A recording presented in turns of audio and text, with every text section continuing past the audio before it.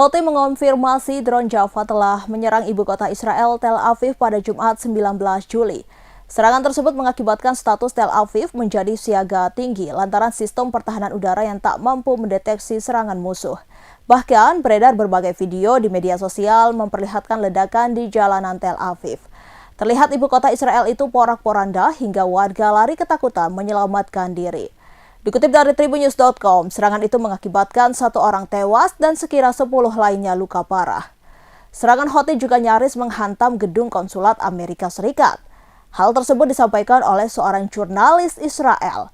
Ia mengatakan ancaman Houthi bukan merupakan sebuah omong kosong, lantaran ia menunjukkan bahwa gedung kedutaan besar Amerika Serikat di Israel menjadi sasaran drone Java. Lantas, ia mengatakan kematian bagi Amerika Serikat, kematian pula bagi Israel. Sementara Houthi mengklaim serangan ke Tel Aviv sebagai kemenangan bagi rakyat Palestina. Bahkan, Houthi berjanji pejuangnya akan kembali menyerang Israel jika tak menghentikan perang di Gaza.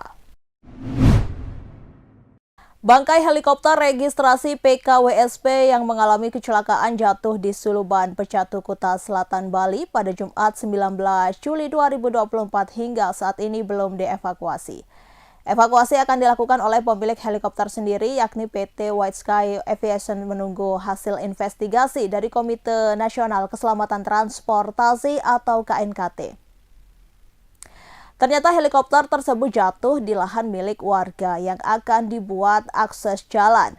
Ia menambahkan, awalnya warga sekitar mendengar suara seperti patahan sebanyak 2 kali disusul suara dentuman benda jatuh yang keras. Namun setelah ditelusuri, diketahui bahwa yang terjatuh adalah sebuah helikopter di lokasi sebelah tebing. Sebelumnya warga menduga helikopter yang terjatuh itu ditumpangi oleh investor yang melakukan survei lahan di seputaran pantai Suluban, di mana belakangan ini juga cukup banyak investor yang mengecek keberadaan lahan di kawasan pantai Suluban dengan menggunakan helikopter. Kalaksa BPBD Provinsi Bali, Imade Rentin rilis laporan kecelakaan helikopter PKWSP tipe Bell 505 tersebut pada Jumat 19 Juli 2024 pukul 15.33 WITA. Menurut Direktorat Jenderal Perhubungan Udara, helikopter tersebut jatuh akibat terlilit tali layangan.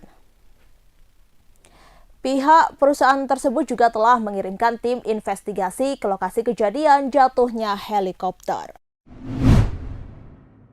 Kebakaran melanda lahan kosong di dekat kantor BPJS Kesehatan Gresik menyebabkan 1 orang dilarikan ke rumah sakit.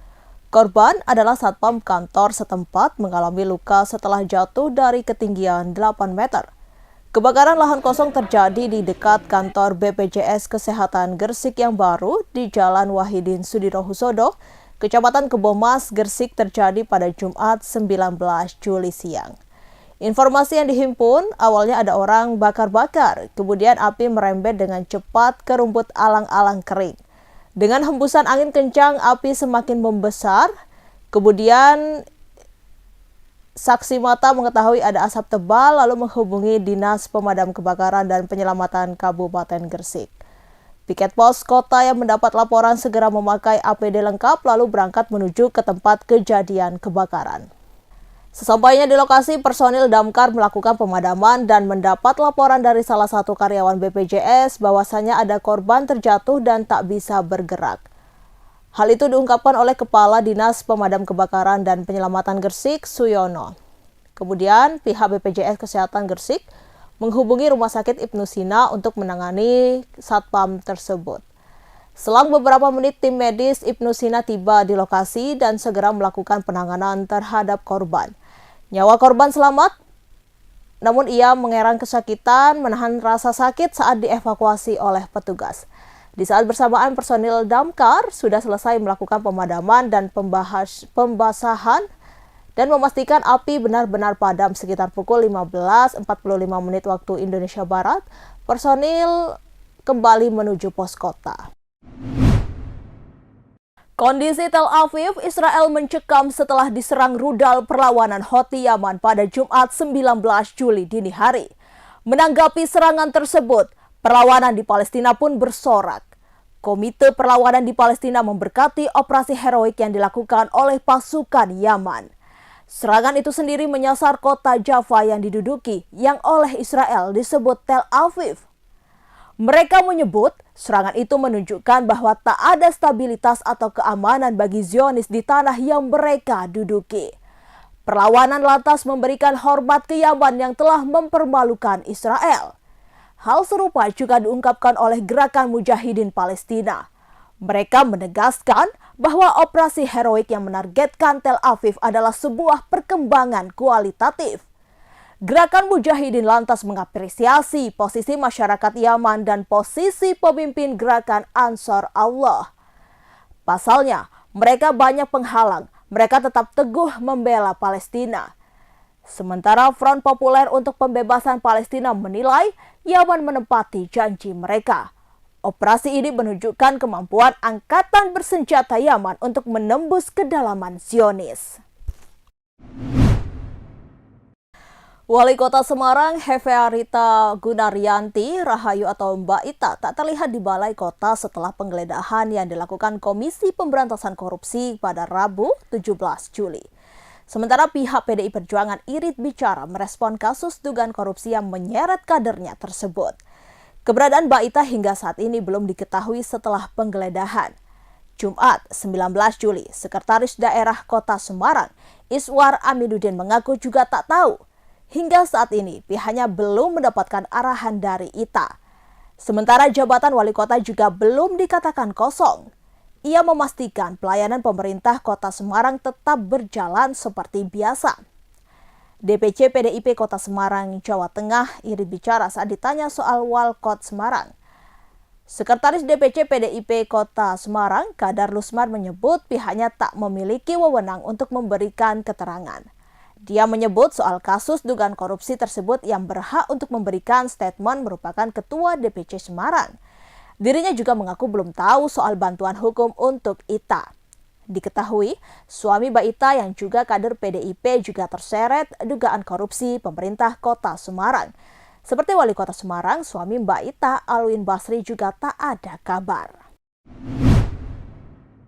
Seorang anggota pemadam kebakaran Kota Depok room tour dan menunjukkan banyak fasilitas yang rusak. Salah satu videonya dibagikan oleh akun Instagram @infodepokid pada Kamis 18 Juli. Pria bernama Sandi tersebut memperlihatkan fasilitas kantor yang sudah tak layak pakai. Pertama, Sandi menunjukkan 2 gergaji yang telah berkarat dan tak berfungsi. Pria berseragam biru itu pun meminta maaf kepada pihak UPT karena tak bisa menggergaji pohon yang tumbang lantaran gergajinya rusak. Selain itu, ia juga menunjukkan mobil pemadam kebakaran yang rem tangannya jebol dan tak berfungsi. Sandi melakukan room tour agar dapat memotivasi rekan kerjanya yang selalu ke lapangan dan menjalankan tugas. Dirinya juga mengaku sudah lelah karena laporannya tak kunjung ditanggapi oleh para petinggi. Tolong jangan di belakang dan jangan di depan. Karena rem tangannya double. Ini rem tangannya double. Berarti rem tangannya tidak berfungsi, Bapak? Iya, tidak berfungsi. Tanyakan saja operator-operator di UPT lainnya, ya. Ini sebagian tidak berfungsi rem tangannya. Jadi, kalau operator damkar itu atau supir pemadam itu, kalau ditanjakan segini aja, rasanya dak-dikduk pengen copot, mobil mundur. Kalau untuk laporan atau nota dinas, kami sudah buatkan semuanya. Kalau dikata untuk lapor, kami sudah melapor kemarin ya. Sama seperti kemarin solar, ya Bapak, diramaikan dulu, baru dibenahi. Assalamualaikum warahmatullahi wabarakatuh untuk Bapak-Bapak pejabat damkar. Anggota tim gugus tugas sinkronisasi Prabowo Gibran bidang komunikasi Hasan Nasbi menegaskan perbincangan terkait anggaran makan bergizi gratis bagi siswa dipangkas menjadi 7.500 per anak hanyalah rumor. Isu itu diketahui mulanya disampaikan ekonom Verdana Sekuritas Herianto Irawan pada Jumat 19 Juli. Dia juga menyebut jika Herianto hanya mengklaim diajak berdiskusi dengan tim Prabowo mengenai makan bergizi gratis. Isu itu lantas menjadi perbincangan yang ramai di publik mengingat anggaran yang terbilang cukup kecil. Hasan mengatakan saat ini fokus utama dari Presiden terpilih Prabowo Subianto dan Wakil Presiden terpilih Gibran Raka Buming Raka adalah memberikan menu makanan yang bergizi sesuai standar kecukupan gizi. di mana fokus tersebut hingga kini masih terus dikaji dengan melibatkan ahli gizi. Adapun soal anggaran makan bergizi setiap siswa menurut Hasan, saat ini juga masih dilakukan pengkajian. Sebab menurut dia, banyak ide dan masukan dari berbagai pihak kepada tim sinkronisasi dengan detail dan belum ditetapkan angka tertentu.